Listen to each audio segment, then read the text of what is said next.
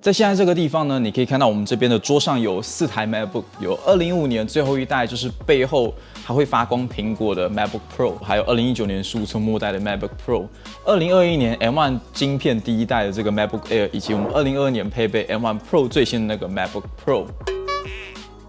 我们先不说这个问题，那这一集我们也不做那些实测跑分数的数据比较，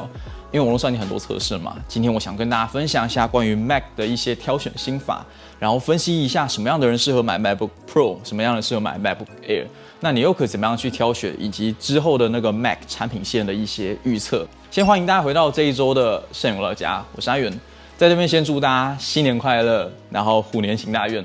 前一阵子很多人说，你看看组一台电脑，你需要萤幕、处理器、记忆体、硬碟、风扇、电源供应器。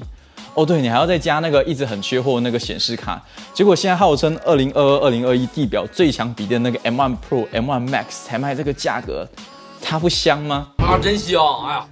这个萤幕、这个读写，还有这个性能以及这些插槽，光它那个键盘就让我可以打好久。它那个不用叠式的键盘真的很棒。那熟悉的那个反馈感全部都回来了，但是撇除掉那些优点不说，多数人看到这一代的 MacBook Pro， 其实他们第一个印象应该就是变厚，然后又变圆了，还变重。虽然没有了那个 Touch Bar， 然后多数人也觉得那个是一个很失败的设计，但是我用它去跳过那个 YouTube 的广告，真的超级棒。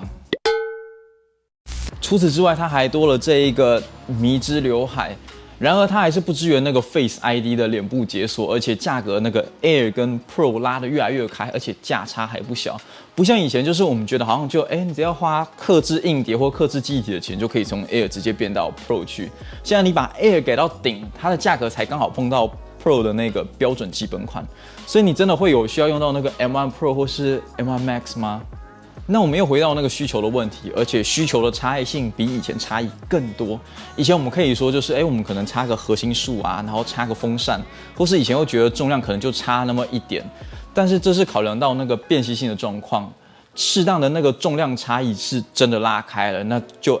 这是变回一个考量点了。所以当 Pro 跟 Air 的那个产品线差距越拉越开的时候啊，到底你要怎么样去选择是 Air 还是 Pro 呢？我觉得你可以从几个点去下手。第一点就是携带性，第二点是使用用途，第三点是拓展性。如果你会经常需要携带出门，然后比较轻度的使用文书啊，就非常老套的嘛，就是3个档案、5个档案的 Photoshop， 然后一些4K 30帧的影片，我觉得Air是非常非常够用的。你不会觉得说什么卡顿啊，然后一直转彩球的状况。我必须得说，那个 M1 真的好过以前那个 Intel 晶片非常非常多，在解决很多相容性的问题之后，在性能、电量、使用者体验都是往上一个档次。但是我还是会建议大家说要挑那个，或是去改那个512GB 的那个内存空间，你会使用起来会比较轻松。但如果你会经常需要使用剪辑，使用那种非常高资源的影片，像是多线的4K 60帧、8K。或是你经常在做那种图像软体的切换来回工作，甚至你有 coding 的需求，在考量拓展性，像是内建这些插槽，可以外接萤幕的那些数量，然后风扇的散热性，以及萤幕它的性能等等。现在我们就不测了啦，反正网络上已经有很多人那些实测的测试，特别现在你已经很好去搜寻特定机型的影片测试。像可能以前我们说我们要15寸的 i7 2.6G 时脉版本，然后 i9 啊什么什么时脉版本，现在不用，你就直接查 M1 Pro， 然后 M1 Max， 然后你实际去看看有没有符合你的那个实际需求的测试影片。那我认为在那个 Apple Silicon 晶片在全面取代 Intel， 后续在那个 Mac 系列的产品提升是一大优势，就你不用再吃市场上可能落后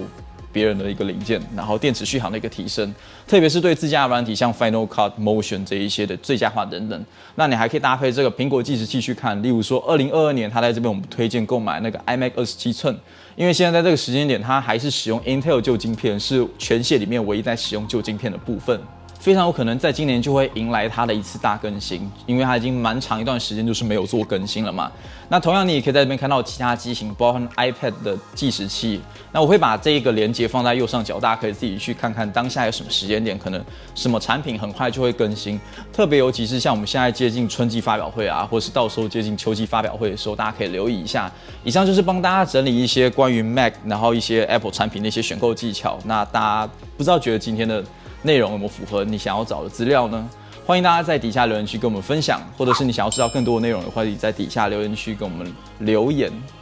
以上大概是今天的内容。如果你喜欢这样的频道的话，请帮我们订阅、按赞、分享、开小铃铛。我们下期再会。